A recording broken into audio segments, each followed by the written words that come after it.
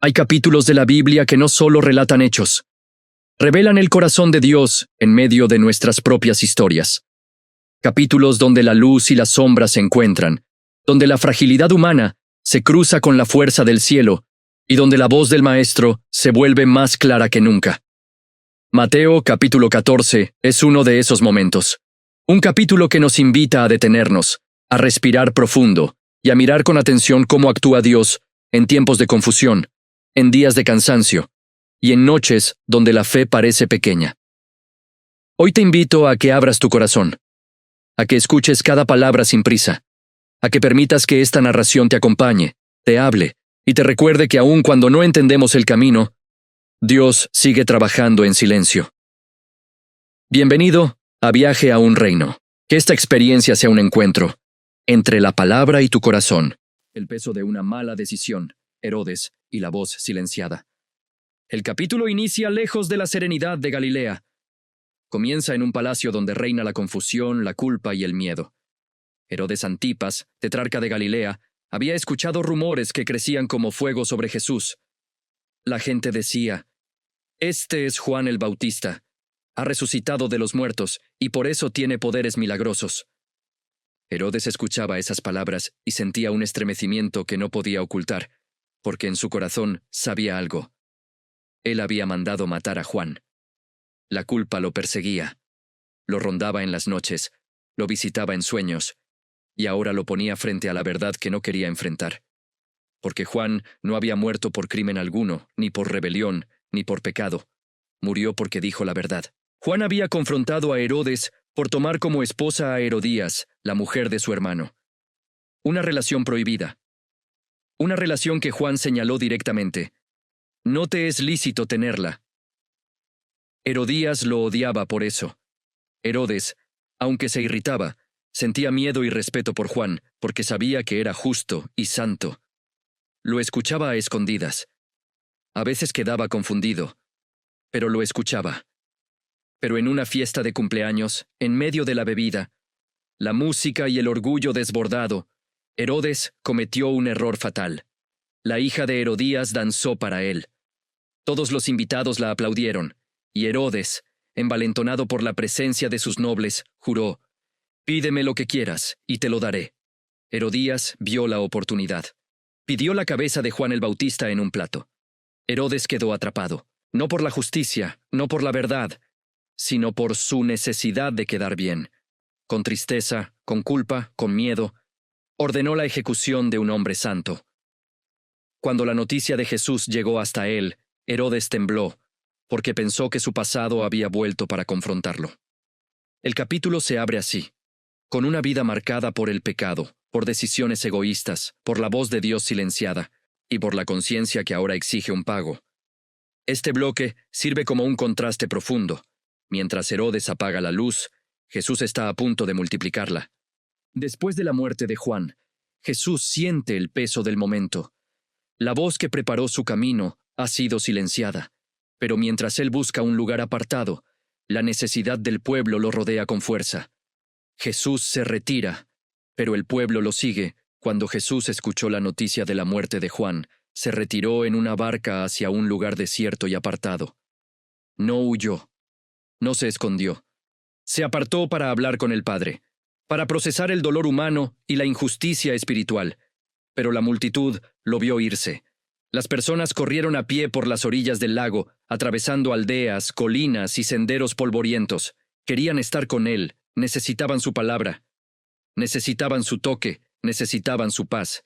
Cuando Jesús desembarcó, vio una multitud enorme, y tuvo compasión, porque estaban como ovejas sin pastor. No solo enfermos físicamente, enfermos del alma, hambrientos de sentido, perdidos en un mundo que ofrecía demasiadas voces y poca verdad. Jesús sanó a los que estaban enfermos, uno por uno, con paciencia, con amor, con autoridad. Mientras Jesús confortaba a la multitud, los discípulos veían cómo avanzaba el día. Las sombras se alargaban y el sol comenzaba a descender lentamente. Ellos, con preocupación práctica, se acercaron. «Señor, despide a la multitud para que vayan a las aldeas y compren algo de comer». Pero Jesús les dijo algo que resonó como una revelación. «No tienen necesidad de irse. dadles vosotros de comer. Fue un momento donde la realidad humana chocó contra la invitación divina. Señor, solo tenemos 5 panes y 2 peces. Demasiado poco para una multitud, demasiado poco para la necesidad, demasiado poco ante los ojos humanos, pero para Jesús, suficiente. Este momento prepara la escena para uno de los milagros más poderosos del Evangelio, el día en que lo poco, en manos de Jesús, se volvió abundancia para miles. El cansancio del día, la multitud que no disminuye y los recursos que parecen insuficientes crean una tensión perfecta para un milagro. Jesús mostrará que lo imposible no depende de cantidad, sino de manos entregadas. La multiplicación, lo poco en manos del Maestro. Jesús ordenó a la multitud recostarse sobre la hierba. Era un acto de descanso, de expectativa, de preparación. Un acto profético. Estaban por ver lo imposible. Los discípulos entregaron los 5 panes y los 2 peces. Tan poco en lo material, tan grande en el reino. Jesús tomó el pan entre sus manos, levantó la mirada al cielo y bendijo. El gesto fue sencillo. La transformación, eterna. Luego partió los panes y los dio a los discípulos, y los discípulos a la gente. Y mientras repartían, algo sucedía. Lo que se partía no se agotaba. Lo que se entregaba no disminuía. Lo que parecía poco se volvía suficiente. Suficiente para 1, para 10, para 100, para 1000, para todos. 5,000 hombres, sin contar mujeres y niños, comieron y se saciaron. Y no solo comieron, sobró. 12 cestas llenas, una por cada discípulo, un recordatorio visual. En Dios nunca falta. En Dios siempre abunda. El milagro no fue solo un acto de poder, sino un acto de enseñanza. Lo poco que entregas, cuando pasa por las manos de Jesús, deja de ser poco y se convierte en alimento para multitudes. Después del milagro, Jesús no busca aplausos ni reconocimiento. Él busca al Padre. Este bloque prepara la atmósfera para uno de los momentos más sobrenaturales del Evangelio. Jesús en el monte, el silencio que precede a la tormenta. Después de alimentar a miles, Jesús hizo algo inesperado. Despidió a los discípulos. Les dijo que subieran a la barca y fueran delante de él a la otra orilla. Luego despidió a la multitud. Amablemente, pacientemente, uno por uno. Y cuando estuvo solo, subió a un monte para orar. La noche comenzó a caer. Las estrellas iluminaban el cielo. El viento soplaba suavemente al principio, luego con más fuerza. Las aguas empezaban a agitarse. En la cima del monte, Jesús estaba en comunión perfecta con el Padre. En la barca, los discípulos se enfrentaban a algo que no esperaban. El viento era contrario. Las olas se levantaban, y la distancia entre ellos y Jesús parecía crecer. La escena está lista. La noche está oscura. La tormenta está en su punto más alto. Y el milagro que viene ahora será tan grande que cambiará para siempre la fe de quienes están en esa barca. La tormenta y el miedo que revela el corazón. Mientras Jesús ora en la montaña, los discípulos navegan hacia la otra orilla, pero no saben que la noche que están a punto de enfrentar será la más decisiva de su fe. Una tormenta exterior comenzará a revelar la tormenta interior que cada uno lleva dentro. La noche avanzaba. Las nubes cubrieron la luna. El viento se volvió más fuerte. El agua golpeaba los costados de la barca con violencia. Los discípulos remaban con todas sus fuerzas. Las olas eran como gigantes que se levantaban contra ellos. Sus manos estaban cansadas, sus cuerpos temblaban, y aunque eran pescadores experimentados, sabían que aquella tormenta no era común. Era más oscura, más fuerte, más profunda. La barca era sacudida una y otra vez. Parecía perder el control. El viento era tan contrario que cada metro avanzado parecía un retroceso. Y allí, en medio de la oscuridad, una pregunta comenzó a nacer en sus corazones. ¿Dónde está Jesús? Ellos no sabían que, desde el monte, Jesús los veía. No lo veían con los ojos, pero estaban bajo su mirada, bajo su cuidado, bajo su plan. La tormenta no era un accidente, era un escenario donde Jesús revelaría una verdad que jamás olvidarían. La presencia de Dios no depende de lo que sientes, sino de quién Él es. La barca estaba en medio del mar, y Jesús estaba a punto de hacer algo que los marcaría para siempre. Jesús camina sobre el mar, la fe que desafía lo imposible. La tormenta sigue rugiendo, la barca está a la deriva, y cuando el miedo parece vencerlos, Jesús decide acercarse de una manera que desafía toda lógica humana. A la cuarta vigilia de la noche, cuando el cansancio ya era insoportable, y el miedo una sombra que los rodeaba, Jesús descendió del monte. El viento seguía soplando, las olas seguían elevándose como montañas oscuras. La noche estaba tan cerrada que apenas se podía distinguir el horizonte. Pero Jesús comenzó a caminar. No por la orilla, no por un puente, no por una barca auxiliar.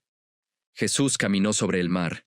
El agua, que devoraba la barca, que amenazaba la vida, que se levantaba como un enemigo, se volvió un camino bajo sus pies. Cada paso de Jesús sobre las olas era una declaración poderosa. Nada que te amenaza a ti puede amenazarme a mí. Lo que te hunde a ti, a mí me sostiene. Cuando los discípulos lo vieron acercarse sobre el agua, gritaron aterrorizados: ¡Es un fantasma! Porque cuando el miedo gobierna, incluso lo que viene a salvarte te parece una amenaza. Jesús habló inmediatamente. Tened ánimo, soy yo, no temáis. Esa frase atravesó la tormenta. El viento no se detuvo, pero su voz sí entró en el alma. Pedro, siempre impulsivo, siempre valiente, siempre apasionado, dijo: Señor, si eres tú, manda que yo vaya a ti sobre las aguas. Jesús respondió con una sola palabra: ven. Y esa palabra fue suficiente para convertir el mar en camino. Pedro bajó de la barca, sintió el agua bajo sus pies, pero no lo hundió. El viento soplaba, las olas rugían, pero Pedro avanzaba. Un paso, otro más. El milagro estaba sucediendo bajo sus pies, pero el enemigo intentó robarle la mirada. Pedro dejó de ver a Jesús y comenzó a ver la tormenta. El viento, las olas, el peligro, y cuando quitó la mirada del maestro, comenzó a hundirse. «¡Señor, sálvame!», gritó. Jesús extendió la mano y lo tomó con fuerza. «Hombre de poca fe, ¿por qué dudaste?».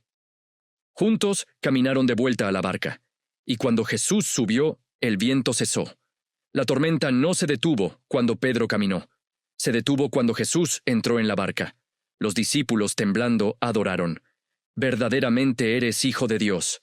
Ese día, el mar se convirtió en predicador, la tormenta en maestro, y Jesús en la evidencia viva de que su presencia cambia todo. La calma después del temor. La lección que permanece. Ahora que la barca está en calma, cada discípulo queda en silencio.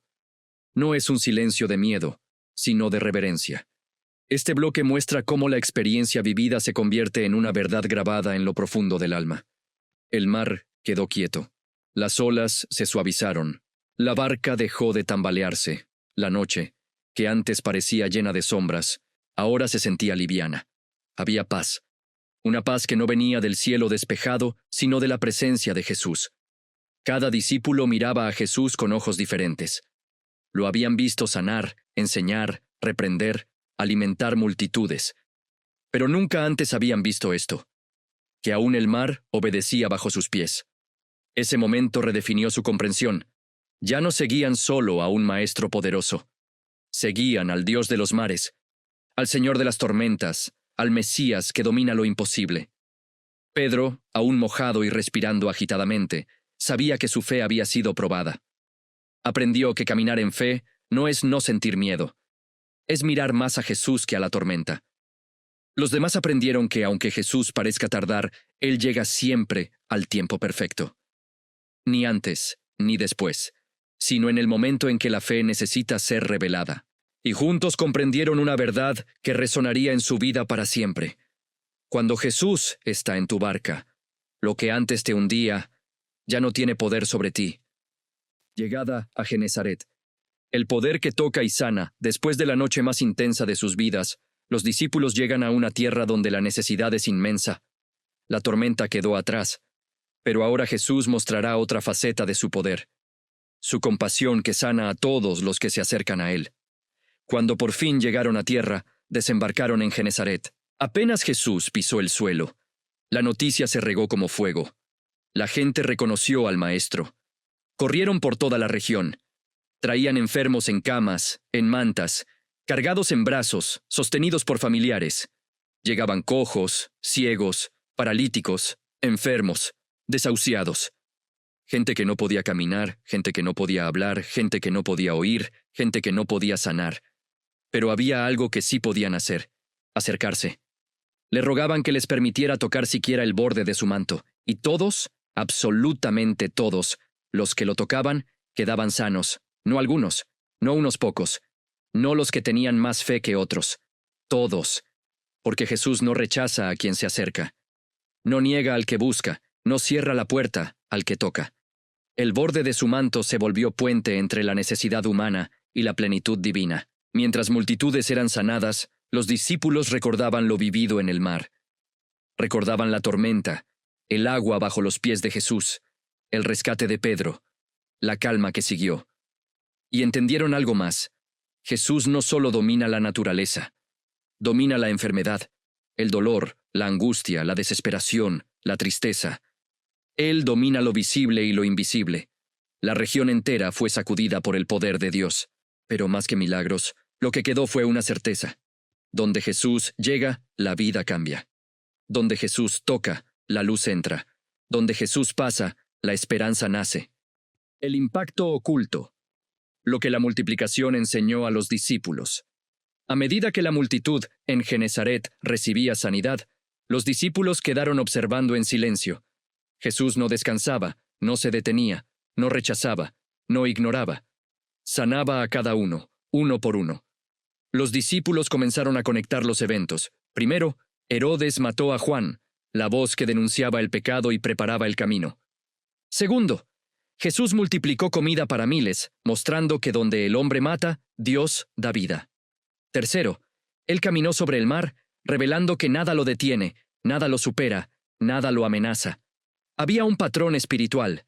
Donde el mundo cierra puertas, Dios abre caminos. Donde el hombre quita vida, Dios la derrama. Donde hay muerte, Jesús trae resurrección. Donde hay tormenta, Jesús trae paz. Los discípulos comenzaron a ver algo clave. Cada milagro era enseñanza. Cada enseñanza era preparación.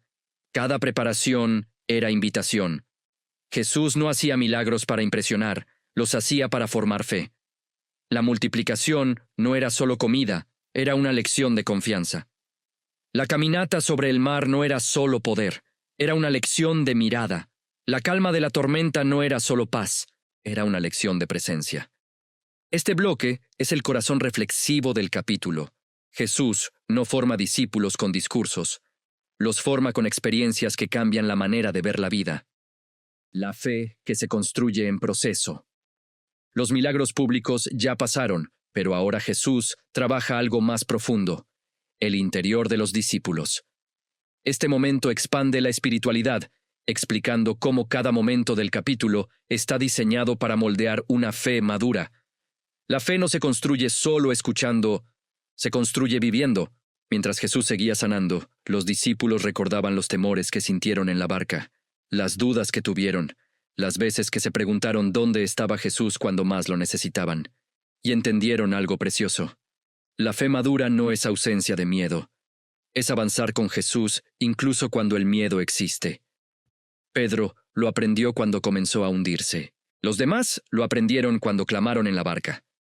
Todos lo aprendieron cuando adoraron a Jesús al ver que el mar obedecía bajo sus pies. Jesús había usado cada situación del capítulo para mostrarles que la fe necesita enfoque, que la fe necesita memoria espiritual, que la fe necesita obediencia, que la fe necesita valentía, que la fe necesita relación, no solo información. La multiplicación mostró que lo poco basta cuando se entrega. La tormenta mostró que el miedo habla, pero Jesús responde. La caminata mostró que el imposible es posible si la mirada permanece en él. Genesaret mostró que su compasión nunca se agota. Cada evento del capítulo fue un ladrillo en la construcción de una fe firme. Y mientras Jesús sanaba, los discípulos entendieron que lo que Dios hace afuera siempre apunta a algo que quiere hacer adentro. La compasión sin límites. Todos los que tocaron sanaron última escena de Genesaret, elevándola a su profundidad espiritual completa.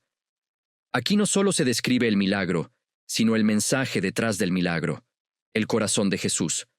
El Evangelio dice, y todos los que tocaron el borde de su manto quedaron sanos. Es una frase corta, pero contiene un océano. Todos, los quebrados, los olvidados, los rechazados, los enfermos, los que no tenían fuerzas, los que apenas podían estirar la mano, los que venían arrastrados por otros, los que no sabían orar, los que venían con poca fe, los que venían con mucha fe, los que venían con desesperación. Todos quedaron sanos. ¿Por qué? Porque Jesús no mide a las personas por su fe perfecta, sino por su corazón dispuesto. El borde del manto simbolizaba algo más grande: el acceso a la misericordia, la cercanía de Dios, la posibilidad del milagro, la invitación a acercarse. No hacía falta una oración sofisticada. No hacía falta un discurso largo. No hacía falta entender toda la teología. Solo hacía falta acercarse. La gente no necesitaba tocar su mano, ni su rostro, ni su túnica completa. Solo el borde, el extremo, la esquina, el punto más pequeño. Y aún así, allí había poder. Porque el poder no estaba en el borde, estaba en quien lo llevaba puesto. Jesús les enseñaba a los discípulos algo precioso. Si un borde puede sanar, ¿cuánto más puede sanar una relación completa con Él? Y con esta escena, el capítulo 14 se va inclinando lentamente hacia un cierre espiritual que abraza, sana y transforma, lo que Mateo 14 revela de Jesús. Al mirar todo, Mateo capítulo 14 en conjunto, algo se vuelve claro. Este capítulo no trata solo de milagros, trata de la naturaleza del corazón de Jesús. En la muerte injusta de Juan, vemos su sensibilidad. En la retirada al desierto, vemos su humanidad. En la multitud que lo sigue, vemos su compasión. En la multiplicación, vemos su provisión. En la tormenta, vemos su soberanía. En la caminata sobre el mar, vemos su poder. En la mano extendida a Pedro, vemos su gracia. En Genezaret, vemos su misericordia inagotable. Jesús es tierno con el quebrantado firme, con el orgulloso generoso, con el necesitado paciente, con el temeroso poderoso frente al mal presente en la tormenta, cercano al que sufre capaz de sanar cualquier herida, Dios en carne, Salvador del mundo, Rey de los mares, Pastor de multitudes, aquel cuya presencia cambia todo.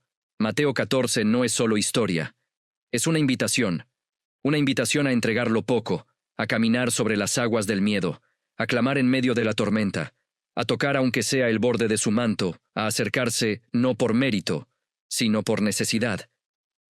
El capítulo cierra, pero su mensaje permanece. Jesús está cerca. Jesús oye, Jesús ve, Jesús sana, Jesús salva. Jesús está contigo en cada paso.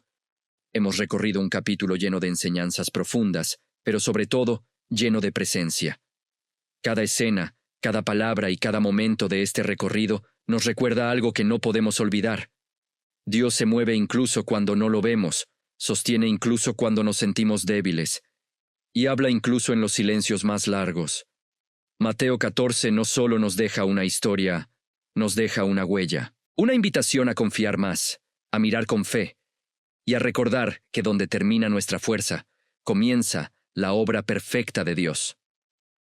Gracias por acompañarme en este viaje, por abrir tu corazón y por permitir que esta palabra llegue hasta lo más profundo de tu vida. Si esta narración tocó tu alma, te espero en el próximo capítulo. Seguimos caminando juntos, en este viaje a un reino, donde cada paso nos acerca más a la voz del cielo. Que Dios te guarde, te fortalezca y te llene de paz en cada momento.